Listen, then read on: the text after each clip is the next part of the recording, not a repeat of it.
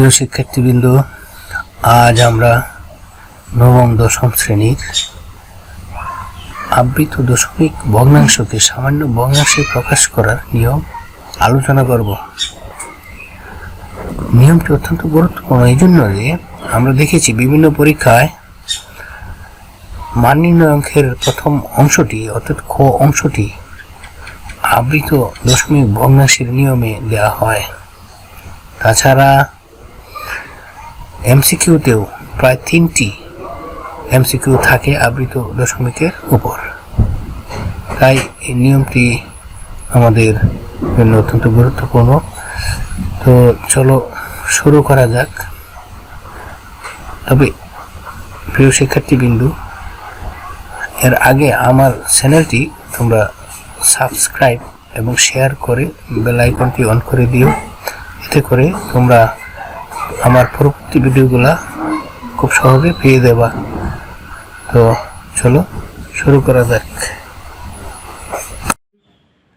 আবৃত দশমিক ভগ্নাংশকে সামান্য ভগ্নাংশে প্রকাশ করার নিয়ম। নিয়ম 1, লব বেরকরণ। দশমিক অঙ্ক ছাড়া বাকি অঙ্ক দ্বারা গঠিত সংখ্যা ওই লবের সংখ্যা থেকে বিয়োগ করতে হবে। নিয়ম 2, হর বেরকরণ। যতটি অঙ্কে আবৃত অঙ্ক থাকে হরে ততটি 9 বসাতে হবে। দশমিক বিন্দু ও প্রথম আবৃত অঙ্কের মাঝে যতটি খালি অঙ্ক থাকে হরের 9 ডানে ততটি শূন্য যোগ করতে হবে।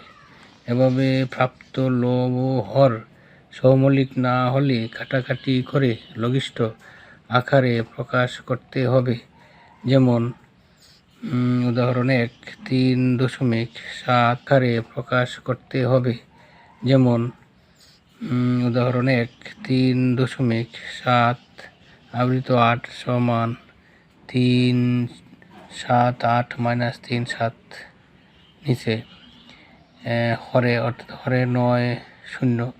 এখানে দশমিক বিন্দুর পরে আবৃত বিন্দু একটি এবং দশমিক ও আবৃত বিন্দুর মাঝখানে একটি অঙ্ক খালি আছে, তাই 9 ডানে একটি শূন্য হয়েছে এবং আবৃত বিন্দু ছাড়া বাকি অঙ্ক 37 বিয়োগ করা হয়েছে।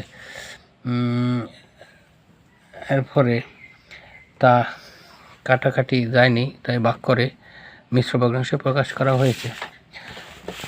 এবং উদাহরণ 2-এ সংখ্যাটিকে দশমিক ও আবৃত বিন্দু বাদ দিয়ে লবে বসানো হয়েছে এবং আবৃত বিন্দু ছাড়া 6 3 2 দ্বারা গঠিত সংখ্যা বিয়োগ করা হয়েছে। এবং হরে যেহেতু আবৃত অঙ্ক দুটি 9 বসেছে এবং প্রথম আবৃত অঙ্ক এবং দশমিক বিন্দুর মাঝখানে 2টি অঙ্ক খালি আছে, তাই এখানে 2টি শূন্য বসেছে। বিয়োগ করার পর এটি 4 দ্বারা কাটাকাটি করে অবশিষ্টকে ভাগ করে হয়েছে। এভাবে যে কোনো আবৃত দশমিক ভগ্নাংশকে সামান্য ভগ্নাংশে প্রকাশ করা যায়।